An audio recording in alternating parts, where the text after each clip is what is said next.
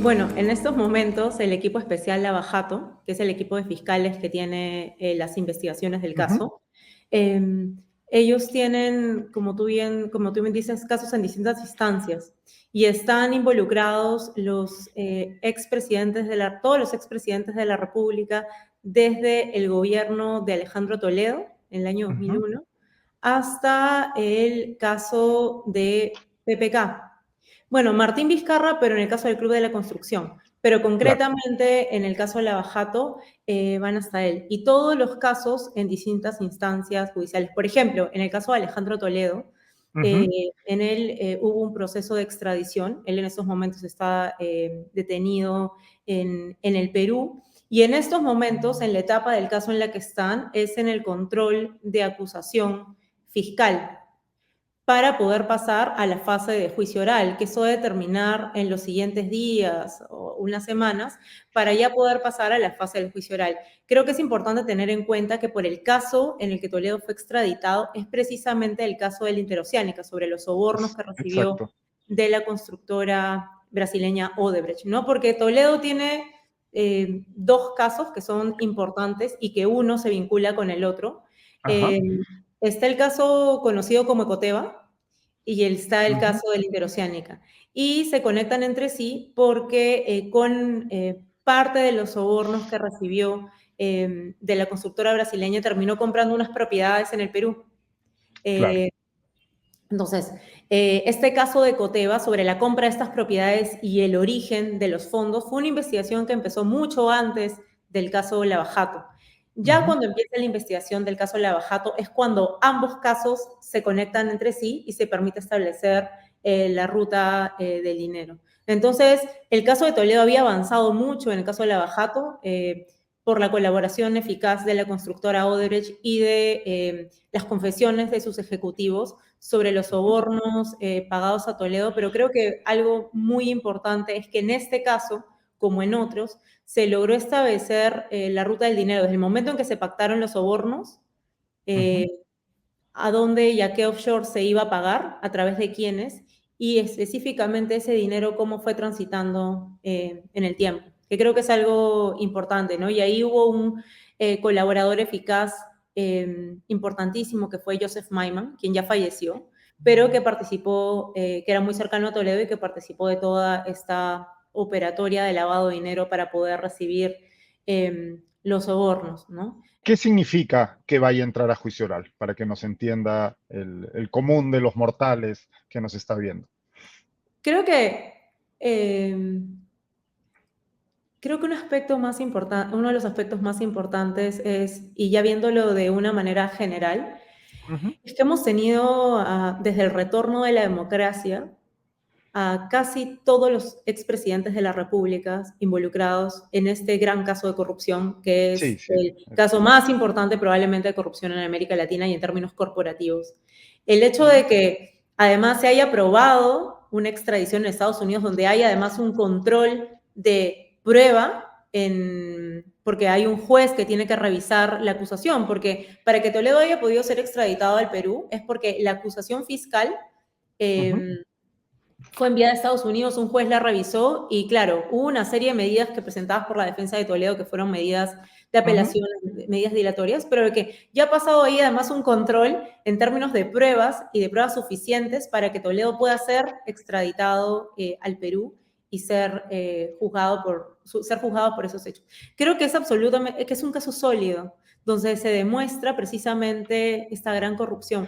Fueron más de 20 millones de dólares en Ujú. sobornos Claro. precisamente por la carretera interoceánica. Entonces, creo que en términos de la dimensión de corrupción, los patrones de la corrupción, lo que hubo, eh, es muy importante, pero también ver que expresidentes de la República, alcaldes o alcaldesas, gobernadores regionales, líderes de partidos políticos, todos involucrados en esta gran trama de corrupción, pasando desde la derecha hasta la izquierda por el centro, donde Ujú. además te permite ver con claridad que en la corrupción público-privada eso es totalmente transversal a cualquier partido político y solamente hemos visto en este caso un rubro, ¿no? Que es el de la construcción. De la El construcción de mega obras. Sí, y que te permite tener, creo que el caso Toledo, pero también como otros, pero además el caso Toledo es un caso bastante bien construido, es tener esa posibilidad y esa ventana para poder ver en detalle cómo se manejó la gran corrupción.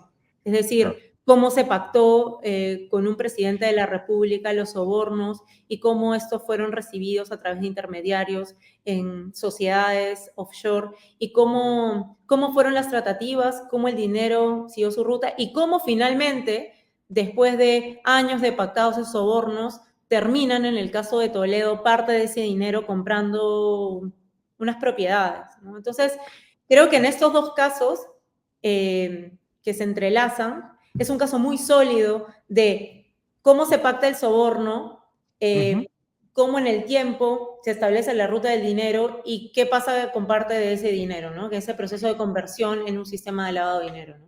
Decías hace un momento que la extradición del expresidente Toledo es en concreto por el caso de la interoceánica de los tramos 2 y 3, ¿cierto?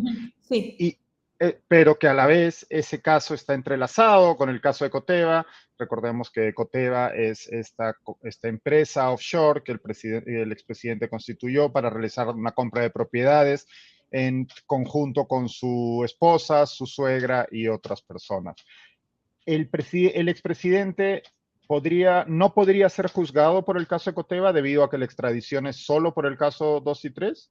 Por el momento sí. O sea, Okay. eso entiendo que está en un proceso de pedido Ampliación. de ampliación de la extradición para que también pueda ser juzgado por ese caso. Pero hay que entender que cuando hay procesos de extradición y ya sean expresidentes o cualquier persona que ha sido extraditada al Perú, en Perú es juzgado precisamente por los delitos y por los hechos que fueron las carpetas de extradición cuando se solicitó a otro país. Y lo que muchas veces ocurre es que se hace un primer pedido de extradición con respecto a una carpeta fiscal y lo que hay después son pedidos ampliatorios Claro. de extradición, ¿no? Donde es posible ya juzgar por otros hechos. Pero en general este caso, el del caso de la interoceánica, al margen del caso, es un caso totalmente redondo en términos de cómo se pactaron las coimas con Toledo, ¿no? El caso está por entrar a juicio oral. ¿Cuánto podemos esperar que dure esta etapa del procedimiento?